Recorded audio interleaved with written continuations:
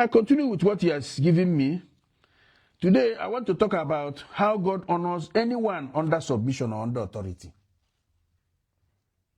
Remember, I want to repeat again, submission or subjection or sitting under authority, under cover, the authority channel of God, and the only way to the kingdom of heaven, not kingdom of God.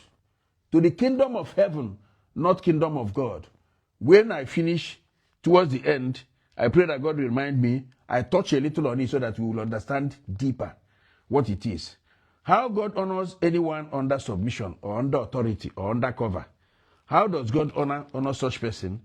We go to our father, Abraham, and see how he walked with God. Because God said we should look unto him. Say, look unto Christ. That is the rock from whence you are hewn. He said after that, he said, look unto Abraham, your father, and unto Sarah that bare thee. I called him alone. So, as we are coming to this stage now, we need to look unto him once more. And in looking unto him, we go to Genesis 12, verses 13 to 19. Genesis 12, 13 to 19. And he said, this was Abraham. Okay, let me go a bit from 12. Let me start from 12. Or rather, let me start from 11 so that we bring out the better meaning. And it came to pass, when he was come near to enter into Egypt, that he said unto Sarah his wife, behold now, I know that thou art a fair woman to look upon. Therefore it shall come to pass, when the Egyptians shall see thee, that they shall say, this is his wife, and they will kill me, but they will save thee alive. Say, I pray thee, thou art my sister, that it may be well with me, for thy sake, and my soul shall live because of thee. This is what our father taught us. I can tell you so many ministers of God that are mortgaging their wives for prostitution so that they can get favor. This was our father Abraham mortgaging his wife. Just say that you are my sister. Let it be well for me, with me. He doesn't even want to know what goes on after. And that is what some people are doing.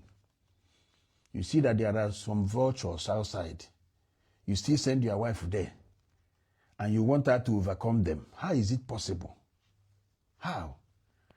And then he said, and it came to pass that when Abram was coming to Egypt, that the Egyptians beheld the woman, that she was very fair. The princes also of Pharaoh saw her, and commended her before Pharaoh. And the woman was taken into Pharaoh's house. And he, that is Pharaoh, entreated Abraham well for her sake. And he had sheep and oxen, and he asses, and the men servants, and maid servants, and she asses, and camels. Now, the moment Pharaoh took Sarah and ordered that Sarah should be, those dermatologists should take care of Sarah, clean her, dress her, and then bring her to him when she's done. It's not a day's job. Some people may be asking, is it immediately? It's not a day's job. This could take months. Because, how do I know? Look at what happened to Pharaoh. Now, and the Lord plagued Pharaoh and his house with great plagues because of Sarah, Abraham's wife.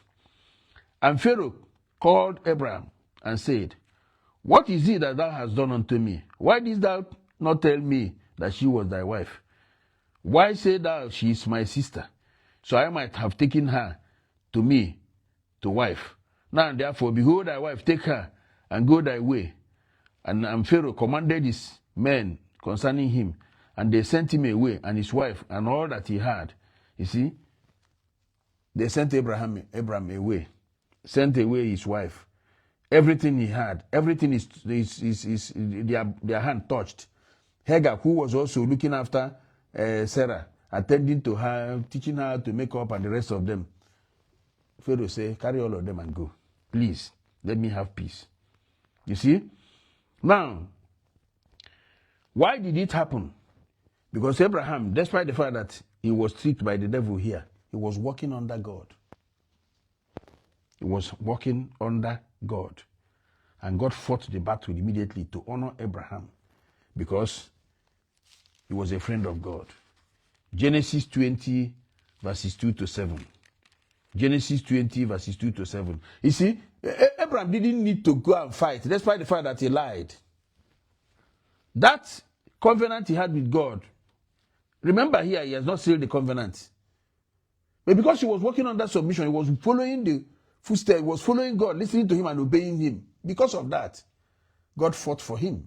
And so will he fight for those that are working on that submission. So will he fight for them.